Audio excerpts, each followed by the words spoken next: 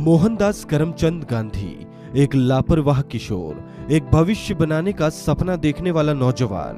वो आगे चलकर राष्ट्रपिता बना, राष्ट्रपिता महात्मा गांधी। अंग्रेजों के जुल्मों के खिलाफ मोर्चा संभाला, लेकिन हिंसा नहीं की।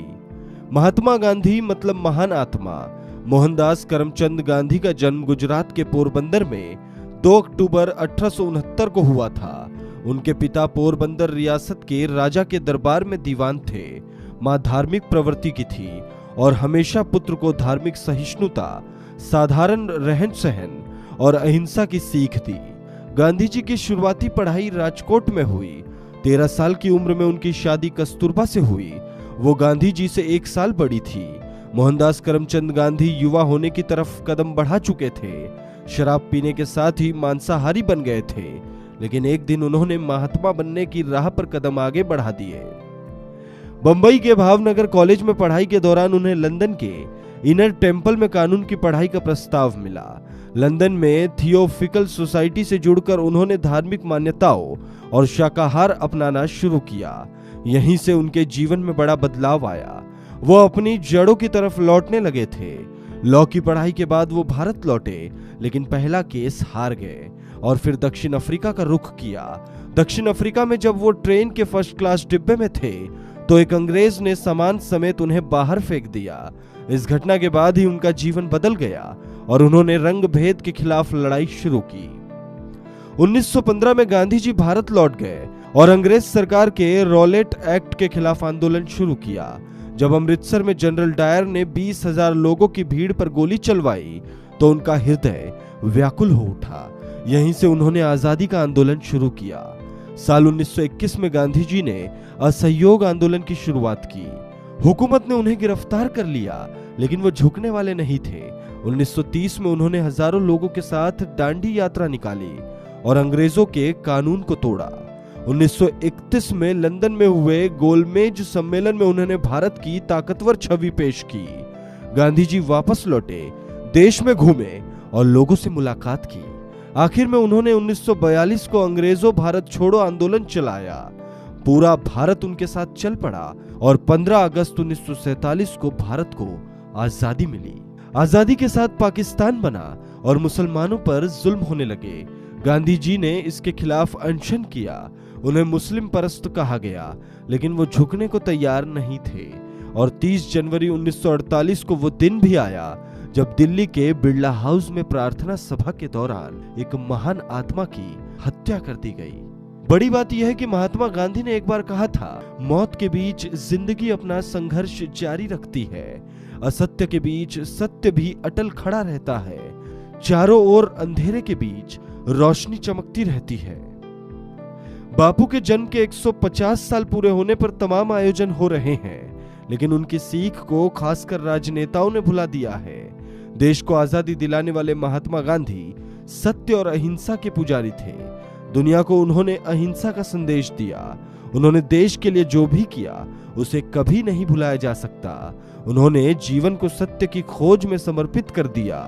गांधी जी के विचारों को अपनाकर हम भी अपने जीवन को बदल सकते हैं।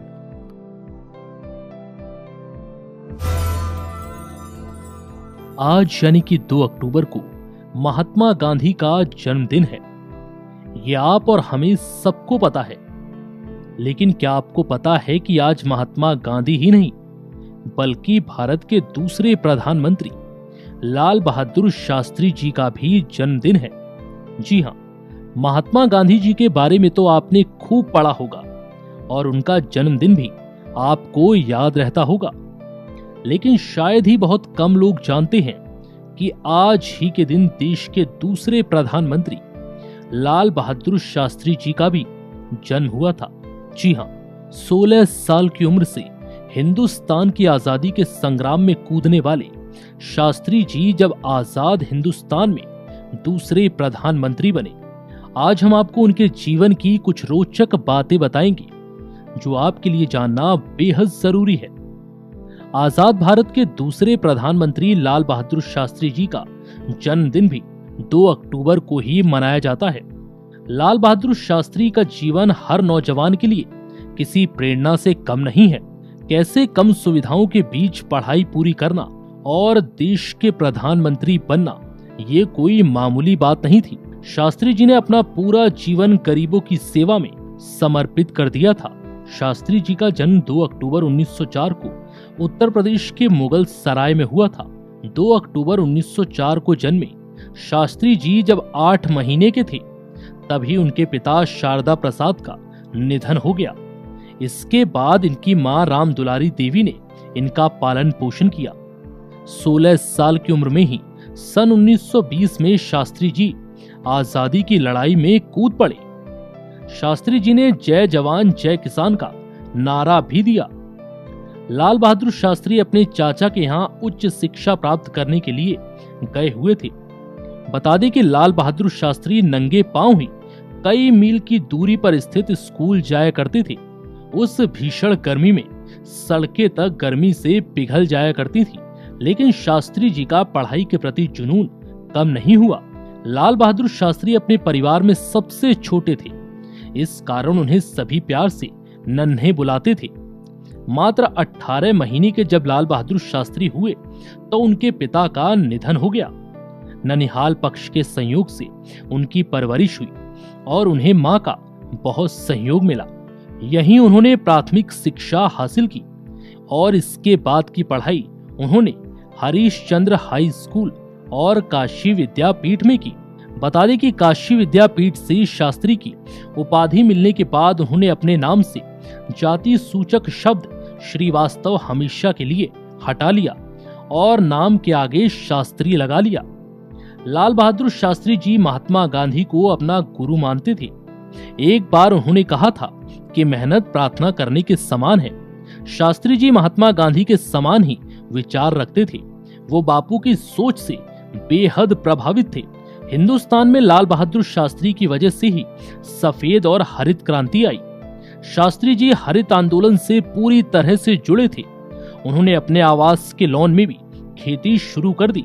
उन्हें जितना जवान पसंद थे उतने ही किसान भी पसंद थे। इसी कारण उन्होंने जय जवान जय किसान का नारा दिया। 1964 में जब लाल बहादुर शास्त्री प्रधानमंत्री बने तो उनके अगले ही साल 1965 में भारत और पाकिस्तान के बीच युद्ध हो गया। देश में भयंकर सूखा भी पड़ा। वित्तीय संकट को टालने के लिए उन्होंने देशवासियों से एक दिन के उपवास की अपील की। वो शास्त्री जी की छवि ऐसी थी कि पूरे देश ने उनके इस फैसले का मान भी रखा। इसी मौके पर देश की कृषि आत्मनिर्भरता पर जोर देते हुए लाल बहादुर शास्त्री जी ने जय जवान जय किसान का नारा दिया था। आज है 2 अक्टूबर का दिन। आज का दिन बड़ा महान है। आज के दिन 2 फूल खिले थे जिनसे हिंदुस्तान महक उठा था। जी हाँ, आज ही के दिन भारत के 2 ऐसे महान सपूतों का जन्मदिन है जिन्होंने अपने महान कर्मों से पूरे हिंदुस्तान को अपना कर्जदार बना लिया। हम बात कर रहे हैं बापू महात्मा गांधी और देश के पूर्व प्रधानमंत्री लाल बहादुर शास्त्री की। बापू का जन्मदिन देश भर में गांधी जयंती के रूप में और दुनिया भर में अंतर्राष्ट्रीय अहिंसा दिवस के रूप में मनाया जाता है। देश की स्वतंत्रता में बापू के अहिंसक संघर्ष का महत्वपूर्ण योगदान है।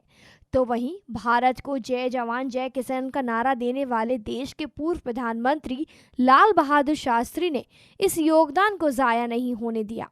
उन्होंने लोगों को यह बताया कि अगर आप चाहें तो आप कुछ भी कर सकते हैं, बशर्ते कि आपकी नीयत पाक साफ हो। लाल बहादुर शास्त्री जी का जन्म 2 अक्टूबर 1904 में उत्तर प्रदेश के मुगल सराय में हुआ था।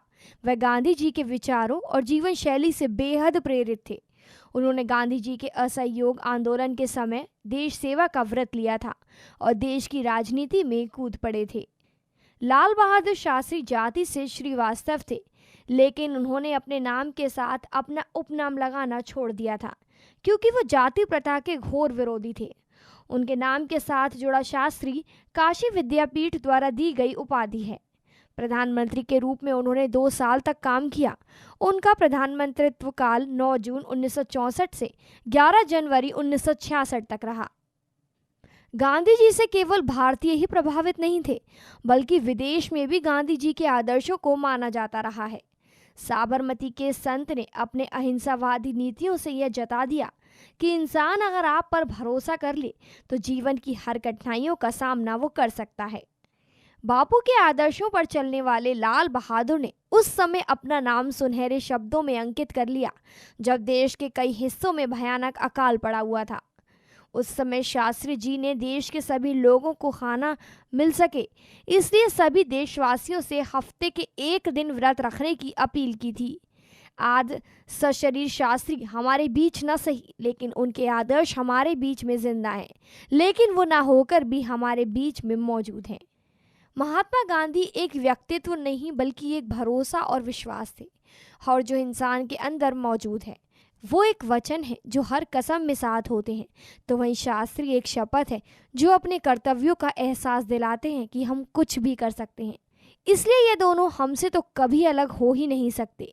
ये दोनों यही हैं, हमारे पास, हमारे बीच और हमारे साथ।